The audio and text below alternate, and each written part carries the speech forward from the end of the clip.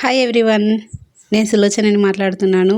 ఈరోజు మా గల్లీ గణపతి స్వామికి అన్నప్రసాదం వేడుక జరుగుతుంది. రండి చూద్దాం. మనం ఈ స్వామిని వినాయకుడు లేదా గణేశుడు లేదా గణపతి లేదా విఘ్నేశ్వరుడు అని పిలుచుకుంటాము. హిందూ దేవుళ్ళల్లో బాగా ప్రసిద్ధి చెందినవారు ఎక్కువగా ఆరాధించే దేవుడు ఏనుగు రూపంలో కనిపించే ఈ దేవుడు స్వరూపం భారతదేశంలో కాక నేపాల్, శ్రీలంక, థాయిలాండ్, బాలి, బంగ్లాదేశ్ దేశాలలో కూడా మన గణపతి స్వామిని పూజిస్తారు. హిందువుల్లో ప్రధానంగా 5 రకాలైన పంచాయతన సాంప్రదాయం ఉన్న వాటితో సంబంధం లేకుండా అందరూ గణపతి స్వామిని ఆరాధిస్తారు. భారతదేశంలో వినాయకుడిని గణేశుడు, గణపతి, విఘ్నేశ్వరుడు, గణనాథుడు, పిలయర్ వంటి అనేక నామాలతో అర్చిస్తారు.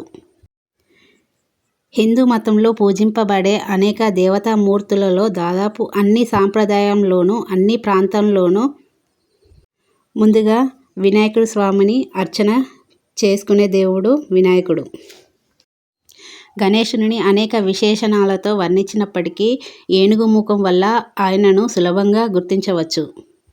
గణేశుడిని ఆటంకాలను తొలగించేవాడిగా, కళలను శాస్త్రాలకు అధిపతిగా, బుద్ధికి జ్ఞానానికి ఆరాధ్యుడిగా భావించి పూజలు చేస్తుంటాము.